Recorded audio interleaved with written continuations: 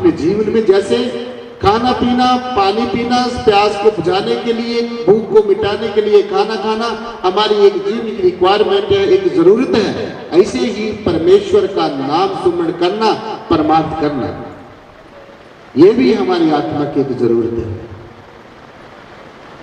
परमार्थ करना जिसके पीछे हमारा कोई स्वार्थ ना हो। जैसे आज हमारे बीच में शासन जी डॉक्टर साहबान आए हुए हैं, डॉक्टर दीप्ति जी हैं जो फिजियोथेरापिस्ट हैं, डॉक्टर प्रणव जी हैं जो लखनऊ से चलकर यहाँ पर आप लोगों की सेवा में हाजिर हुए हैं, और भी डॉक्टर हैं, अपने नेत्र विशेषज्ञ हैं, डॉक्टर फूलचंद जी हैं जो हमारे फिजिशियन हैं, वो भी आज आपकी निस्वार्थ भाव से सेवा करते हैं। तो ऐसी सेवा करने वालों को कुछ मांगने की जरूरत नहीं होती। ऐसे कर्म करने वाले को जो निस्वार्थ भाव से करता है उसके ऊपर सदगुरु भी मेहरबान होता है और परमेश्वर भी मेहरबान होता है। जिस पे कृपा सदगुरु की हुई उस पे कृपा करे हर कोई। जिसके ऊपर सदगुरु मेहरबान होता है और सदगुरु शासन नदी सिर्फ और सिर्फ परमार्थ करने वालों के ऊपर ही मेहरबान होता है।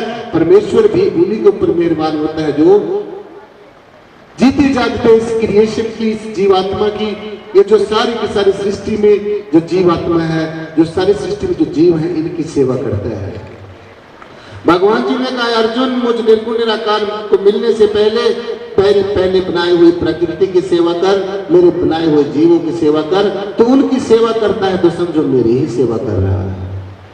मुझसे मिलने से पहले ऐसे जीव, ऐसे इंसान से मिल, ऐसे ब्रह्म ज्ञानी सदगुरु से मिल, ऐसे ज्ञानवान महापुरुष से मिल, ऐसे समय के हाकिम से मिल जिसने मुझे जाना हो, जो मुझे पहचानता हो, जो मुझे निर्गुण और निराकार रूप से जानता हो, जो मुझे तत्व से जानता हो। ऐसे संत महापुरुष की शरण में अर्जुन जा, वो तुझे मेरे बारे में असलियत बताएगा।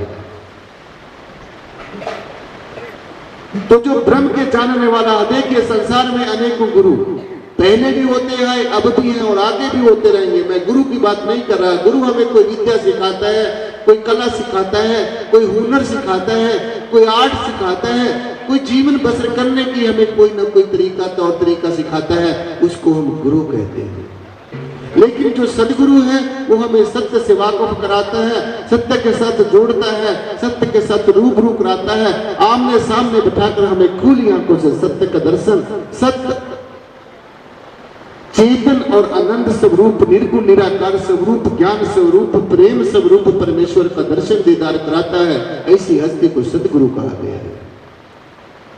तो जब हमारे जीवन में सदगुरु आ जाएगा, जब हमारे प्रारब्ध संचित और वर्तमान कर्म जागृत हो जाएंगे साथ संगत जी, फिर हमें सदगुरु मिलेंगे।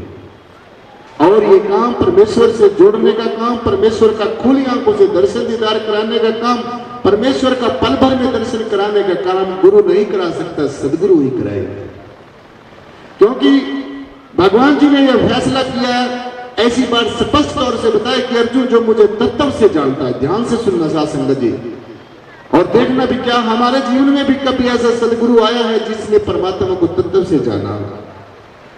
भगवान जी ने कहा, अर्जुन जो भूत प्रेतों की पूजा करता है वो दुर्गति को प्राप्त होता है, जो देवी देवताओं की पूजा करता है वो देवगति को प्राप्त होता है, और जो मुझ निर्गुण निराकार को तत्व से जानता है वो सदगति को प्राप्त होता है, निर्वाण गति को प्राप्त होता है, उसको कैवल्य ज्ञान प्राप्त हो जाता है और अंततः वो मोक्ष और मुक्ति का अधिकारी हो जाता है। ऐसी आत्मा के ज्ञान की महिमा है, ऐसी आत्मा के ज्ञान को जानने वाले सदगुरु की महिमा है।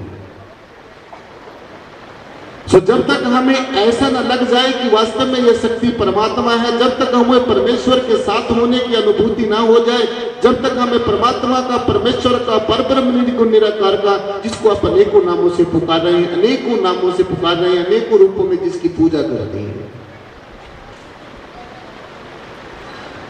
तो सबसे पहले ज्ञान पहचान, उसके बाद में ध्यान।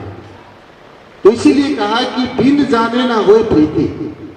देखो सभी ने कहा है कि परमेश्वर जो है वो प्रेम स्वरूप है और प्रेम से ही प्रकट होता है, क्योंकि प्रेम से ही प्रेम को जाना जाता है, प्रेम से ही प्रेम स्वरूप परमेश्वर का दर्शन किया जा सकता है, प्रेम से ही, प्रेमा भक्ति से ही हम परमेश्वर के साथ एक रूप हो सकते हैं। तो प्रेम भक्ति, जिसमें कोई दिखावा नहीं, जिसमें कोई छल नहीं, जिसमें कोई कपट नहीं, जिसमें कोई अहम भाव नहीं, जिसमें कोई देह अभिमान नहीं, जिसमें कोई अहंकार नहीं, प्रेम भक्ति। मैं और मेरा परमपिता हम एक हैं, मैं और मेरी महात्मा हम एक हैं, परमात्मा और आत्मा हम एक हैं। इस दुनिया की रचना करने वाला और दुनिया की रचना एक है। जड़ चेतन जग जीव जंत सगल राम में जान। जब ऐसी अनुभूति हो जाएगी, और वो कब होगी? जब आप सदगुरु के प्रेम में हो जाओगे। जड़ चेतन जग जीव जंत सगल राम में जान। हे जीव, तो डिफरेंस को खत्म कर दे, इस भेद को छोड़ दे। देखिए सासंग जी, जड़ और चेतन से तीसरी चीज संसार में कोई नहीं है। ये जो पांच के पांच तत्व हैं, ये चेतना के बिना, आत्मा के बिना, रूह के बिना, पावर के बिना, शक्ति के बिना, ऊर्जा के बिना, ये पांच के पांच तत्व जड़ है, निष्क्रिय है। ये क्रिया और प्रतिक्रिया में नहीं होती। जब चेतन इनके साथ जुड़ जाता है, जब आत्मा इनके साथ जुड़ जाती है, तो फिर ये पांच के पांच तत्व काम करना शुरू कर देते हैं। इसलिए कहा कि जड़ चेतन जग जीव, जितने भी जग में, संसार में, इस ब्रह्मांड में, पेड़ पौधा पशु पक्षी जीव जंतु जितने भी जीव हैं,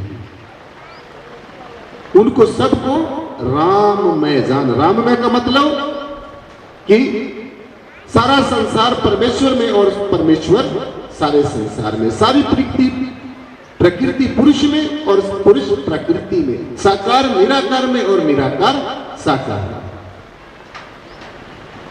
एकता भाव, समता और समानता भाव।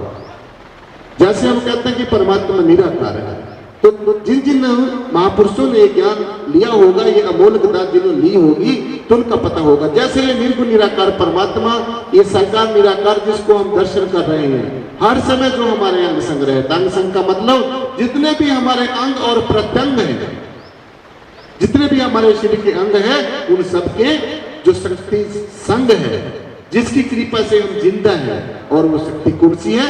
आत्मा। आत्म तत्व के बिना ये जीवन नीरस है, ये जीवन बेकार है, ये जीवन निरर्थक है, ये जीवन ना के बराबर है।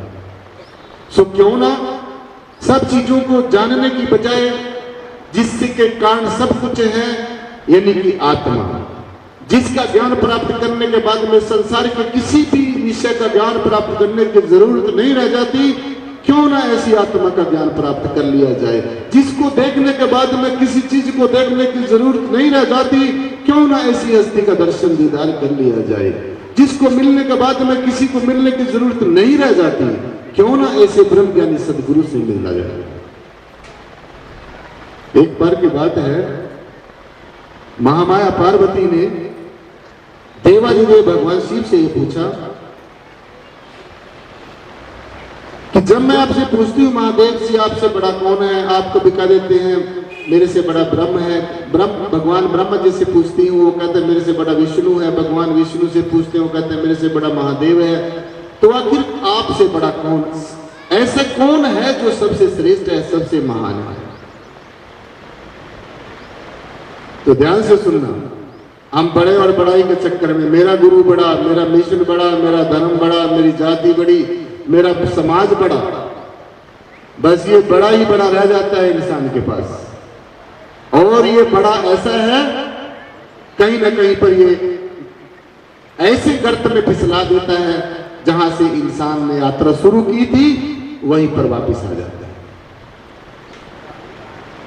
तो किसी आम आदमी की बात नहीं है सासंग जी, जो मैं आपको बता रहा हूं, किसी आम आदमी का संवाद नहीं है। मेरी बात झूठी हो सकती है, आपकी बात झूठी हो सकती है, लेकिन देवादिदेव भगवान शिव की, महामाया पार्वती की बात झूठी नहीं हो सकती।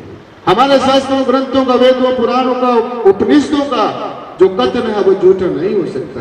हमारी भारत की संस्कृति की बातें झूठी नहीं हो सकती। तो भगवान जी ने, देवादिदेव भगवान शिव ने कहा, हे पार्वती, आपकी ध्यान से सुन, जो सबसे बड़ा है, सबसे बड़ा वो ज्ञानवान महापुरुष है जो ब्रह्म को जानता है, जो परमात्मा को जानता है, मानता नहीं। आप में कई जीव ऐसे बैठे होंगे जो सिर्फ भगवान को मानते ही हैं। और आज देखिए, आज हर एक इंसान का अलग अलग परमात्मा है। एक परिवार में अगर 4 मेंबर हैं तो चारों मेंबरों का अलग अलग परमात्मा मिलेगा। बेटे का अलग परमात्मा, घरवाली का अलग परमात्मा, बेटी का अलग परमात्मा, और फिर भी हम ये दुहाई देते हैं कि परमात्मा एक है। तो अगर परमात्मा एक है तो ये आज धर्म के पीछे इतने उन्माद क्यों होते हैं, इतने झगड़े क्यों होते हैं, इतनी लड़ाइयां क्यों होती हैं, इतना कट्टरतावाद क्यों है? तो इससे बात सत्य सिद्ध हो जाती है कि आज का जो मानव है वो सिर्फ परमात्मा को मानता है। कुछ गिने चुने दाना भी लोग ऐसे हैं जो परमात्मा को जानते हैं। और ध्यान से सुनना, घर जाकर विचार करना, अगर परमात्मा के मानने के चक्कर में साथ संगत जी बैठे रहे तो बस मानते ही रहेंगे, कल्पना में ही फंसे रहोगे। क्योंकि मानने का मतलब होता है सपोज कर लेना, कल्पना कर लेना, मान लो वो चीज ऐसी है, मान लो परमात्मा ऐसा है, मान लो कृष्ण भगवान ऐसे ही है, मान लो राम जी ऐसे हैं। तो कल्पना, और कल्पना कहां